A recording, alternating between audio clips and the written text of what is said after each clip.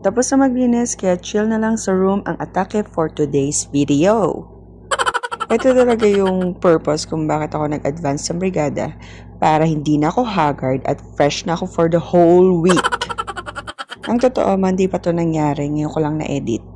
Kasi nag-enjoy din ako ng Monday, nung araw na yan, dahil nag-outing kami nung hapon para sa farewell party para sa aming AO na nag-transfer na sa kanyang hometown sa Cuenca, Batangas. So yun, pinapakita ko lang yung mga food ko na kakainin for that day dahil nga nire-reserve ko yung chan ko para sa mga kakainin kong food sa hapon hanggang gabi sa pool party. Marami na nakakapansin sa akin, sabi nila, ang payat ko daw, ang ganda na daw ng katawan ko. Pero, ang sikreto lang naman dyan is, bukod sa, hindi naman ako talaga strict sa diet ko, nag-healthy food lang naman ako. And exercise and workout, yun ang the best. Nasabi pa na isang co-teacher, masyado ko daw sineseryoso ang pag-gym. Sabi ko, Ma'am, hindi naman po ako nag-gym. Wala pa akong budget for gym. So, home workout lang lahat yon.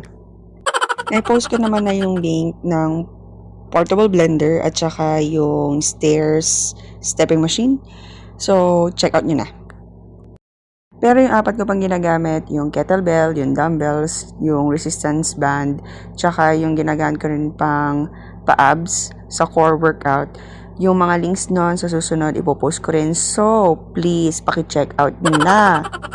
Promise, makakatulong yun para mas ma-enjoy nyo ang pag-exercise kahit hindi kayo pumunta sa gym at sa bahay lang kayo nagwo-workout.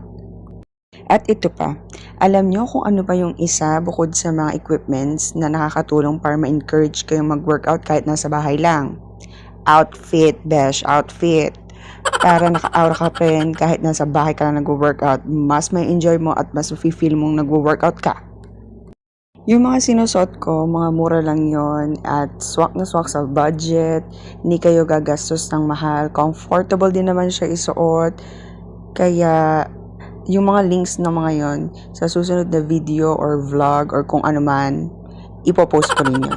At i-add to cart nyo na at i-check out nyo na din.